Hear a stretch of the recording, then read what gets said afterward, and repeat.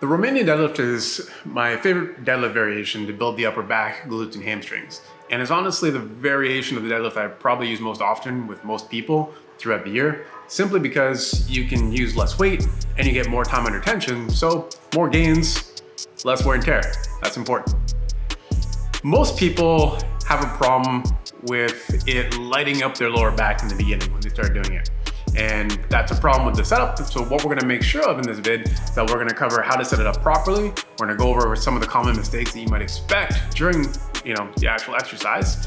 And we're also gonna cover what the differences are between the regular deadlift and the Romanian deadlift, just to make sure that you can see them and identify them and get the most out of the movement.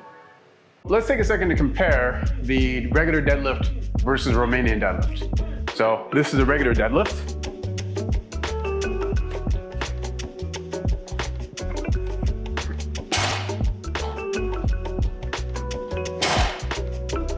Right? Then we have the Romanian deadlift.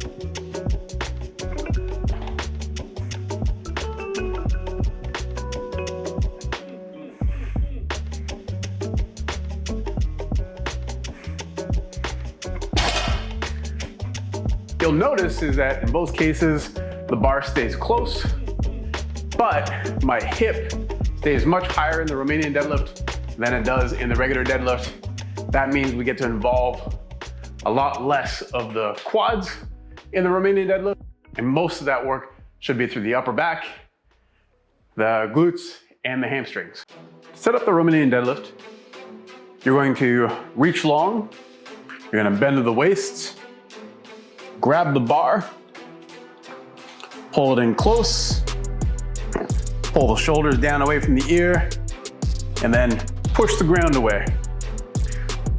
Keeping the bar close, you're gonna bend to the waist, pushing your butt to the back wall. Go a little bit below the knee, push through the floor to stand up till the legs are long.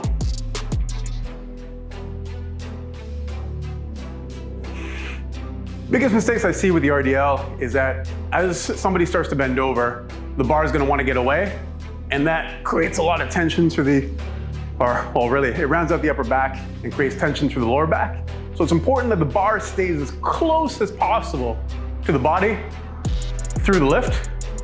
And then the other piece of this is making sure that the head follows the body.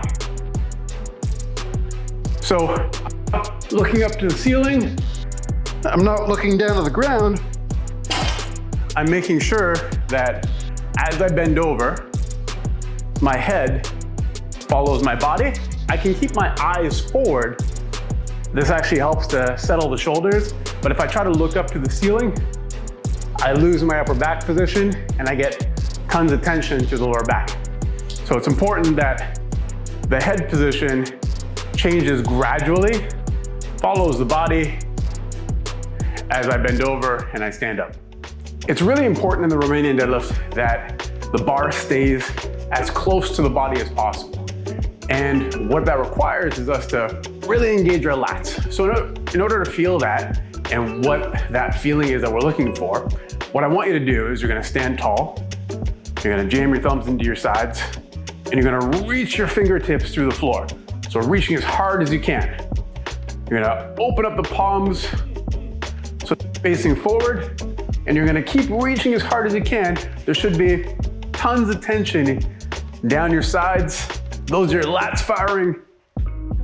That's what we're looking to feel working the entire time that you're doing this deadlift. So we're always trying to pull the bar into the body. A lot of times people say, rub the bar against the thigh or feel contact of the bar against the thigh. That's all we're looking for.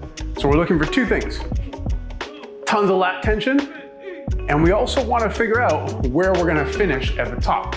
So oftentimes in many of the deadlift variations, people do not lock out their legs. They don't let their leg get long as possible. And when that happens, we're not able to actually fully engage our glute. End up finishing with this little soft knee position. A lot of that tension goes into the lower back. So it's super important that we actually, in this case, drive our feet to the floor till we're standing as tall as we can possibly be, And what happens with that when we keep driving our feet to the ground is not only do you feel sort of tension through the quads, but you also should feel your glutes. And that's an important distinction because many people try to squeeze their butt, but end up in this soft knee position. And that causes a ton of tension to the lower back. Whereas if you try to just think about pushing your feet through the floor, then you're gonna have the glutes engaged without actually having to actively think about it.